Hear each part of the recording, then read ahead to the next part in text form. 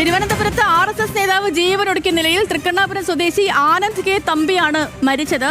ആനന്ദിന്റെ ഫേസ്ബുക്ക് പോസ്റ്റിൽ BJP RSS നേതാക്കൾക്കെതിരെ ഗുരുതര ആരോപണമുണ്ട്. സ്ഥാനാർത്ഥിത്വവുമായി ബന്ധപ്പെട്ട തർക്കമാണ് ജീവനൊടുക്കാൻ പ്രേരിപ്പിച്ചതെന്ന് കുറിപ്പിൽ പറയുന്നു. അനു VS തിരുവനന്തപുരത്ത് ചേർന്നു. അനു, എന്താണ് വിവരങ്ങൾ? തിരുവനന്തപുരത്ത് ഇപ്പോൾ BJPയും RSSനെയും ആകെ പ്രതിസന്ധിയിലാക്കി വെട്ടിലാക്കിക്കൊണ്ട് മറ്റൊരു ആത്മഹത്യ കൂടെ നടന്നിരിക്കുന്നു.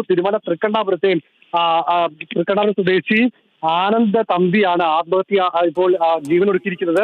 ഇതിൽ ഏറ്റവും പ്രധാനം, തൃക്കണ്ണാപുരം വാർഡിൽ സ്വന്തം സ്ഥാനാർത്ഥിയായി ആനന്ദ് മത്സരിക്കാൻ വേണ്ടി തീരുമാനിച്ചിരുന്നു.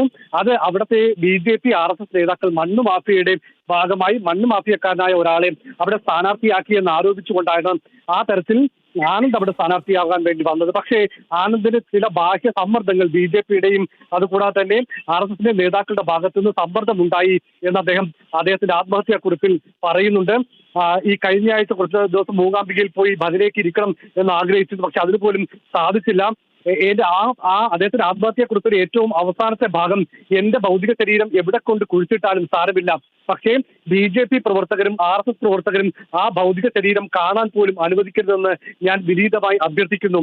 എന്റെ ജീവിതത്തിൽ പറ്റിയ ഏറ്റവും വലിയ തെറ്റ്, ഞാൻ ഒരു RSSകാരനായി ജീവിച്ചിരുന്നു എന്നതാണ്.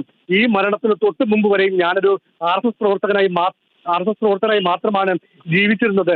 അത് തന്നെയാണ് എനിക്ക് ഇന്ന് ആത്മഹത്യ ചെയ്യാനുള്ള അവസ്ഥയിലേക്ക് കൊണ്ടെത്തിച്ചത്.